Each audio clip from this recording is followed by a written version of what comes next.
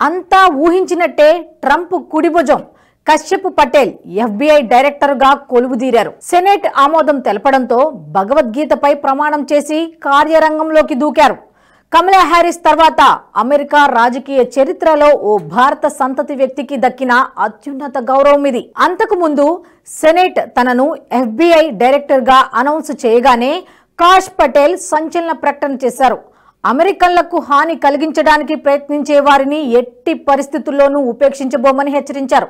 అలాంటి వారు ప్రపంచంలో ఏ మూలన దాక్కున్నా వేటాడి వెంటాడతామన్నారు. Mission first America always let's work అంటూ ఎక్స్ ద్వారా హెచ్చరికలు జారీ చేశారు కాష్ పటేల్. కాష్ పటేల్ హెచ్చరికల ఆంతర్యం తెలుసుకునే ముందు ఆయన ప్రొఫైల్ ను ఒకసారి రీకాల్ చేసుకుందాం. కాష్ పటేల్ పూర్తి పేరు కశ్యప్ ప్రమోద్ వినోద్ పటేల్.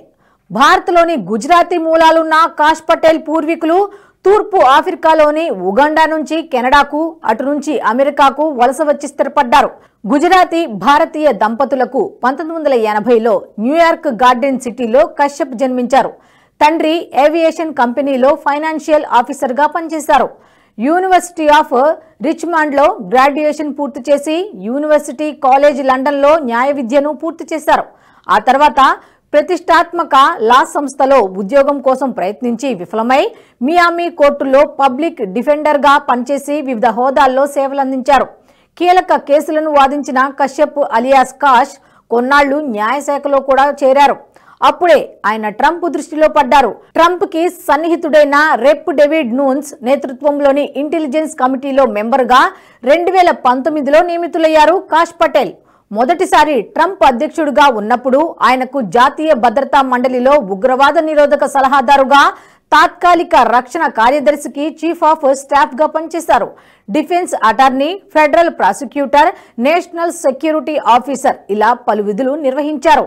ఐసిఎస్, అల్ ఖైదా ఉగ్రవాద సంస్థలకు చెందిన అల్ బగ్దాదీ, ఖాసెం అల్ రిమీ వంటి అగ్రనాయకత్వాన్ని నిర్మూలించడం, అనేక మంది బందీలను విడిపించడం సహా అప్పటి అధ్యక్షుడు డొనాల్డ్ ట్రంప్ అనేక ప్రధాన మిషన్లను కశ్యప్ అమలు చేశారు. కాష్ పటేల్ భారత ప్రధాని మోదీకి కూడా వీరాభిమాని. గతంలో అమెరికా అధ్యక్ష హోదాలో ట్రంప్ భారత్లో పర్యటించినప్పుడు ఆయన ప్రసంగంలో సచిన్, వివేకానందుడు వంటి పేర్లు వచ్చేలా కాష్ పటేల్ కీలక పాత్ర పోషించారని చెబుతారు. కాష్ ఫౌండేషన్ అనే ఎన్జిఓను నడుపుతున్నారు. ఈ ఎన్జిఓ అమెరికన్ పిల్లల చదువుల కోసం స్కాలర్షిప్లను అందిస్తోంది. ఇది సంక్షిప్తంగా కాష్ పటేల్ ప్రొఫైల్. కేవలం 44 ఏళ్ల వయసులోనే అమెరికా అత్యున్నత దర్యాప్తు సంస్థకు అధిపతిగా పగ్గాలు చేపట్టిన కాష్ పటేల్ వచ్చి రాగానే సంచలన ప్రకటన చేసి డీప్ స్టేట్ బృందానికి హెచ్చరికలు పంపారు. కాష్ పటేల్ ఎంపికపై మొదటి నుంచి ఇస్లామిక్ దేశాలు ఆందోళన వ్యక్తం చేస్తున్నాయి. గత నెలలో ఇరాన్ హ్యాకర్లు కాష్ పటేల్ కమ్యూనికేషన్లను హ్యాక్ చేశారు. ట్రంప్ తొలి విడత పాలనలో ఇరాన్ కు వ్యతిరేకంగా కాష్ పనిచేయడమే దీనికి కారణంగా తెలుస్తోంది. ఒక్క రాడికల్ ఇస్లామిక్ దేశాలే కాదు, భారత వ్యతిరేక శక్తులతో కూడిన deep state, USAID gang Kash Patel నియామకం పట్ల ఆందోళన చెందుతున్నాయి. ఎందుకంటే ట్రంప్ ఇప్పటికే రెడీ చేసి పెట్టుకున్న రెడ్ బుక్ ను కాష్ పటేల్ చేతికి అందిస్తారనే ప్రచారం జరుగుతోంది. అదే జరిగితే అతి త్వరలోనే కాష్ పటేల్ ఏరివేత మొదలు పెడతారని అంటున్నారు. ఇంతకీ రెడ్ బుక్ లో ఎవరి పేర్లు ఉన్నాయి, ట్రంప్ శత్రువులు ఎవరు తెలుసుకునే ప్రయత్నం చేద్దాం. ట్రంప్ శత్రువుల లిస్టును రెడ్ బుక్ గా పిలుస్తారు. రాజకీయాల నుంచి మీడియా వరకు ఎవరిని వదిలేది లేదని ట్రంప్ గతంలోనే హెచ్చరించారు. దీంతో రెండో టర్ములో వారందరికీ చుక్కలు చూపిస్తారనే చర్చ మొదలైంది. అవమానిస్తే ప్రతీకారం తీర్చుకునే వరకు వదిలిపెట్టరు ట్రంప్. బరాక్ ఒబామా అవమానించారని పట్టుబట్టి అమెరికా అధ్యక్షుడైన రకం ట్రంప్. ఒబామా అధ్యక్షుడైన కొత్తలో ట్రంప్ ను అవమానించారట. సాధారణంగా అమెరికా అధ్యక్షులు కరస్పాండెన్స్ విందు పేరుతో ఓ పార్టీ ఇస్తుంటారు. దేశంలోని ప్రముఖులను దీనికి ఆహ్వానిస్తారు. అప్పటికే వ్యాపారవేత్త, టీవీ షోలతో సెలబ్రిటీగా మారిన డొనాల్డ్ ట్రంప్ 2011 ఏప్రిల్లో విందుకు అటెండ్ అయ్యారు. ఆ పార్టీలో ట్రంప్ పై సట్టర్లు వేశారు ఒబామా. బికినీలు వేసుకున్న అమ్మాయిలతో టీవీ షోల గురించి ప్రస్తావిస్తూ అవమానించారు. ఒబామా వెటకారం విని ప్రతి ఒక్కరు పడి పడి నవ్వుతుంటే ట్రంప్ మాత్రం తల వంచుకొని ఉండిపోయారు. కట్ చేస్తే 2016లో బలమైన హిల్లరీ క్లింటన్ ను ఓడించి మరీ వైట్ హౌస్ లో అడుగు పెట్టారు ట్రంప్. అలాంటి వ్యక్తి తనకు హాని కలిగించిన వారిని ఎలా వదిలేస్తారు? 2020 ఎన్నికల్లో తనకు వ్యతిరేకంగా పనిచేసిన వ్యక్తులను ఎలా మర్చిపోతారు? బైడెన్ నుంచి కమలా, ఒబామా వరకు అందరి పేర్లతో ట్రంప్ శత్రువుల లిస్టు రెడీ చేసినట్లు కనిపిస్తోంది. రాజకీయ ప్రత్యర్థులు మాత్రమే కాదు, న్యాయ వ్యవస్థ సభ్యులు, ఫెడరల్ ఏజెన్సీలు కూడా ట్రంప్ శత్రువుల లిస్టులో ఉన్నాయి. ట్రంప్ ఎనిమి లిస్టులో విదేశీయులు కూడా ఉన్నారు.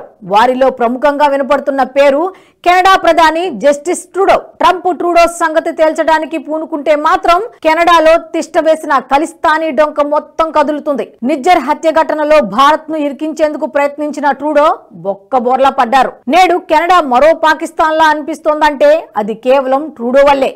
ఎన్నికల ప్రచారం సందర్భంగా గెలిచిన తర్వాత కూడా పదే పదే ట్రూడోపై ప్రతీకారం కోసం ఎదురు చూస్తున్నట్లు పదే పదే చెప్పారు ట్రంప్. ఎన్నికల్లో ప్రచారం చేసినట్లు, ఇంటర్వ్యూలో పదే పదే ఆయన చెప్పినట్లు ప్రతీకారం కోసం ట్రంప్ ఎదురు చూస్తున్నాడని క్లియర్ గా అర్థమవుతోంది. ట్రూడోతో పాటు బంగ్లాదేశ్ తాత్కాలిక పాలకుడు మహమ్మద్ యూనస్ లాంటి వాళ్లను కూడా ట్రంప్ వదిలిపెట్టే అవకాశమే లేదంటున్నారు అంతర్జాతీయ వ్యవహారాల నిపుణులు. దీంతో డీప్ స్టేట్, యుఎస్ ఎయిడ్ తో సంబంధం ఉన్న వ్యవస్థలన్నీ భయంతో వణుకుతున్నాయి. మన దేశంలో కాంగ్రెస్, దాని అనుకూల మీడియాలో తిష్టవేసిన డీప్ స్టేట్ భజన బృందానికి కూడా కష్ పటేల్ నియామకం ముచ్చెమటలు పట్టిస్తోంది. అక్కడ FBI డెమోక్రాట్ల తీగ లాగడం మొదలు పెట్టగానే మన దగ్గర డీప్ స్టేట్ డొంక కదలడం ఖాయం. భారత్ లో ఎవరినో గెలిపించడానికి 100 కోట్లు తగలేశారన్న ట్రంప్ ప్రకటనలతో డీప్ స్టేట్ వందిమాగదుల్లో వణుకు మొదలైంది. ఇప్పుడు కాష్ పటేల్ కార్యరంగంలో దిగడంతో ఇక వారి పరిస్థితి అగమ్య గోచరంగా తయారు కానుంది. డీప్ స్టేట్ విషయంలో కాష్ పటేల్ కు నిశ్చితమైన అభిప్రాయం ఉంది. తాను రాసిన government gangsters, the deep state, the truth and the bottle for our democracy అనే పుస్తకంలో తన అభిప్రాయాలను స్పష్టంగా వెలిబుచ్చారు. కాష్ పటేల్ పుస్తకాన్ని ఉటంకిస్తూ గతంలో ట్రంప్ సంచలన వ్యాఖ్యలు చేశారు. ప్రభుత్వ ఏజెన్సీల్లో పాతుకుపోయిన గ్యాంగ్స్టర్లను ఏరివేయడానికి కాష్ పటేల్ పుస్తకం బ్లూ ప్రింట్ లా పనిచేస్తుందన్నారు. ప్రభుత్వ విభాగాల్లో అవినీతి పరుల్ని ఏరివేయడం, వైట్ హౌస్ ను తిరిగి అమెరికా ప్రజల కోసం పనిచేసేలా మార్చడం కోసం ఈ బ్లూ ప్రింట్ ను ఉపయోగిస్తామన్నారు ట్రంప్. కాష్ పటేల్ కూడా గతంలో ABC న్యూస్ ఛానల్ కు ఇచ్చిన ఇంటర్వ్యూలో అవినీతి పరుల అంతు చూస్తామని అన్నారు. FBI ప్రధాన కార్యాలయంలో ఏజెంట్లు, అనలిస్టులు, పరిపాలనా విభాగంతో పాటు ఇతర ఉద్యోగుల్లో 7,000 మంది డీప్ స్టేట్ కోసం పనిచేస్తున్నారని, ట్రంప్ రెండోసారి అధికారంలోకి వచ్చిన వెంటనే ఆ బిల్డింగ్ ను మూసేసి డీప్ స్టేట్ మ్యూజియం గా మారుస్తామని కూడా సంచలన ప్రకటన చేశారు కాష్ పటేల్.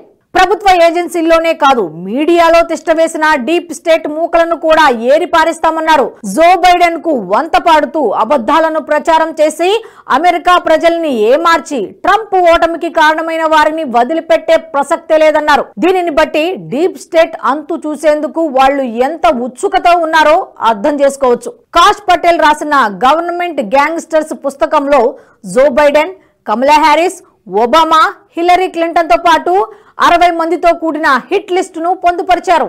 వీరిలో CIA, FBI వంటి అత్యున్నత దర్యాప్తు సంస్థల్లో పనిచేసేవారు కూడా ఉన్నారు. అందుకే FBI డైరెక్టర్ గా కాష్ పటేల్ ను ఎన్నుకోవడాన్ని మొదటి నుంచి వ్యతిరేకిస్తున్నారు. కాష్ పేరును ట్రంప్ నామినేట్ చేసినప్పటి నుంచి సెనెట్ లో ఓటింగ్ వరకు కూడా డెమోక్రాట్లు కాష్ పటేల్ ను అడ్డుకునే ప్రయత్నమే చేశారు. సెనెట్ లో కాష్ పటేల్ కు ఒక్క డెమోక్రాట్ కూడా మద్దతు పలకలేదు.